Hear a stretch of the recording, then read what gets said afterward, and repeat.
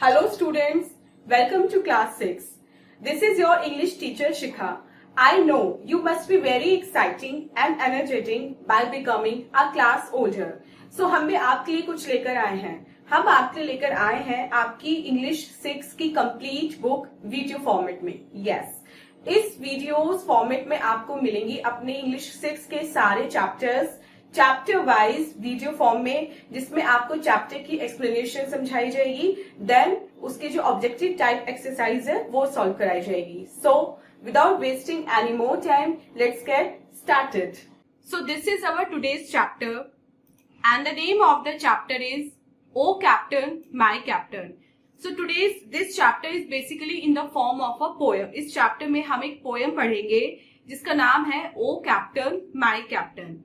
ये Abraham Lincoln जो USA के एक्स प्रेसिडेंट थे उनके ऊपर लिखी गई है. इसमें जो पोएट है विटमैन, वो उनकी डेथ पे शोक जता रहे हैं, लेकिन उन्होंने डायरेक्टली अब्राहम लिंकन को एड्रेस नहीं किया है. इस पोएम में उन्होंने एक शिप को लिया है और शिप को माना है यूएसए, और जो शिप का कैप्टन है जिसकी याद में पोएम लिखी गई है ओ कैप्टन माय कैप्टन, वो उन्होंने माना है अब्राहम लिंकन को. सो देखते हैं कि जो पोएट है वो अब्राहम लिंकन यानी कि जो कैप्टन है शिप के, उनकी डेथ से कितना दुखी है और वो इस पोएम के थ्रू हमें क्या मैसेज देना चाह रहे हैं. But before starting the main reading of the chapter, what we will do, we will solve the introduction of the chapter. So the first activity is identify the kinds of ships by writing their names. अब आपको क्या करना है, नीचे आपको 3 types के ships दिए हुए हैं. Like this is a cargo ship, this is passenger ship and this is oil ship. So आपको क्या करना है और प्रिसाइसली इनके नाम आपको ये जो स्पेस दिए हुए हैं यहाँ पे लिखने हैं. अबाउट द पोएम देखते हैं. जैसे कि मैंने आपको स्टार्टिंग में इंट्रोडक्शन में बताया, ये पोएम ग्रीफ को एक्सप्रेस करती है, दुख को जताती है. दुख इसलिए जो पोएट है वो अपने कैप्टन की डेथ पे बहुत ज्यादा दुखी है और वो ये बताना चाह रहा है कि कैप्टन के बिना जो शिप है वो किसी काम का नहीं है. जस्ट लाइक जो प्रेसिडेंट अब्राहम लिंकन है, उनके बिना यूएसए किसी काम का नहीं है, मतलब उसकी जो वर्किंग है वो बिल्कुल डिस्टर्ब हो गई है. तो इसको और जानने के लिए अपनी पोएम स्टार्ट करते हैं. O captain my captain, our fearful trip is done, the ship has weathered every wreck, the prize we sought is won. So यहाँ पे जो पोएट है वो एड्रेस कर रहे हैं कैप्टन को, like oh captain my captain, हमारी जो फियरफुल ट्रिप थी, मतलब हमारी जो डरावनी ट्रिप थी वो कंप्लीट हो चुकी है. The ship has weathered every wreck, मतलब जो शिप है उसने सारी भी जो जोखिम थी रास्ते की, जितनी भी जटिल समस्याएं थी, मौसम संबंधी जो समस्याएं थी, सबको पार कर लिया है.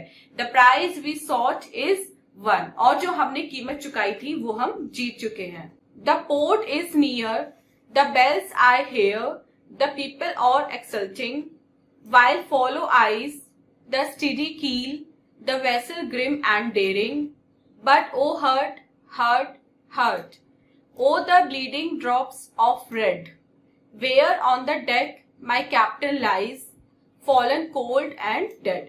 वो बताना चाह रहा है कि शिप की यात्रा जो है वो पूरी होने वाली है, पोर्ट बिल्कुल पास में है और हम कभी भी वहां पे लैंड कर सकते हैं, कभी भी हम अपना शिप वहां पे जो हैंगर है उसमें रोक सकते हैं, वहां पे टाई अप कर सकते हैं.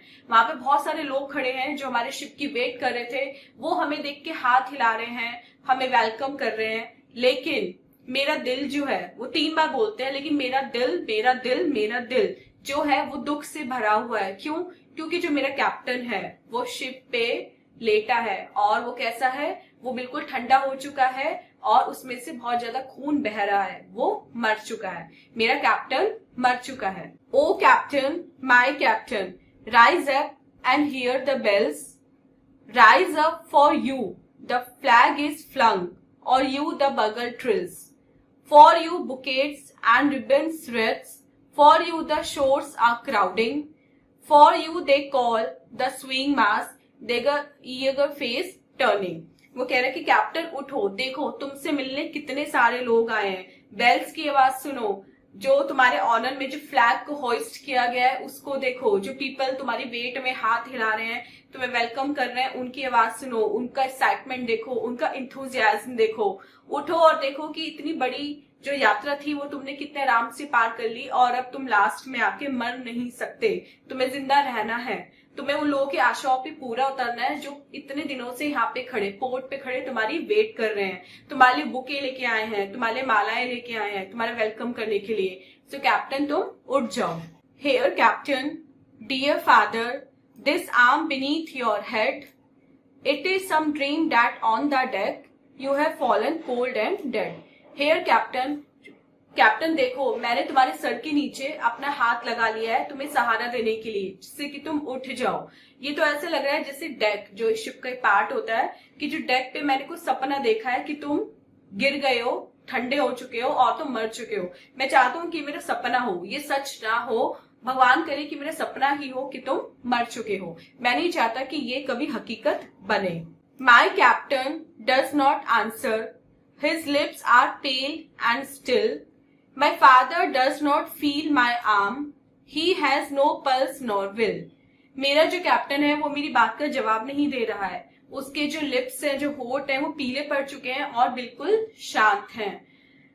जो फादर, माय फादर यहाँ पे कैप्टन के लिए रिफर किया गया क्योंकि वो कैप्टन को बहुत ऑनर्ड पर्सन मानता था, मतलब अपना कैप्टन मानता था। यूएस के प्रेसिडेंट थे तो वो फादर थे, मतलब यूएसए के, तो वो यहाँ पे माय फादर कैप्टन को रेफर कर रहा है कि माय कैप्टन, माय फादर उठ जाओ, तुम्हें तो मेरा हाथ भी नहीं समझ में आ रहा है, तुम्हें तो ये भी समझ में नहीं आ रहा है, तुम्हें तो ये भी महसूस नहीं हो रहा है कि मैंने तुम्हारे सर के नीचे अपना हाथ रखा हुआ है, तुम्हारी तो पल्स भी नहीं चल रही है और ना मुझे लग रहा है कि अब तुम्हारी जीने की कोई इच्छा है, क्योंकि तुम्हारी ना विल चल रही है, ना तुम्हारी पल्स चल रही है, ना तुम्हें मेरा हाथ फील हो रहा है, ना तुम्हें वो सब साउंड सुनाई दे रही है जो तुम्हारे ऑनर में यहाँ पे बज रही है, और जो तुम्हारे होठ है वो पीले पड़ चुके हैं और बिल्कुल शांत हैं। The ship is anchored safe and sound, its voyage closed and done. From fearful trip the victor ship comes in with object won. Exult, O shores, and ring, O bells, but I with mournful tread walk the deck, my captain lies fallen cold and dead. अब जो ship की voyage थी वो पूरी हो चुकी है, बंद हो चुकी है, कंप्लीट हो चुकी है, ये एक भयानक यात्रा पूरी करके आया है, लेकिन जो शिप है वो विक्टर है, मतलब वो विक्टोरियस रहा, उसने कहीं भी यात्रा में अपनी डायरेक्शन नहीं खोई, अपना जो गोल था उसने पूरा करा, वो कहीं भी रास्ता नहीं भटका। लेकिन इस पूरी यात्रा के बाद भी मैं लॉस में रहा क्योंकि जो मेरे कैप्टन थे, जो मेरे फादर थे, वो मर चुके हैं। ये यात्रा उनके बिना पूरी होती हुई भी ऐसी लग रही है जैसे पूरी ना हुई हो। इस यात्रा के पूरी होने की मुझे कोई भी खुशी नहीं हो रही क्योंकि मेरे जो कैप्टन है, जो मेरे फादर है, वो मर चुके हैं। Walk the deck, my captain lies fallen cold and dead. और अब मैं वहां जा रहा हूँ दोबारा से सबको बताने के लिए कि तुम्हारे जो कैप्टन है वो मर चुके हैं। मैं डेक पे उस जगह जा रहा हूँ वापस, उनको बताने के बाद कि कैप्टन वहां पे बिल्कुल ठंडे पड़े हैं और वो मर चुके हैं। And the name of the poet is Walt Whitman. So students, this was your poem. I hope आपको poem की explanation O captain, my captain अच्छे से समझ में आ गई होगी और आपने इस पोएम में पोएट का पेन, पोएम का जो सॉरोफुलनेस है पोएम की, वो भी फील की होगी। अब चलते हैं अपने एक्सरसाइज पार्ट की तरफ और देखते हैं एक्सरसाइज में हमें क्या करना है।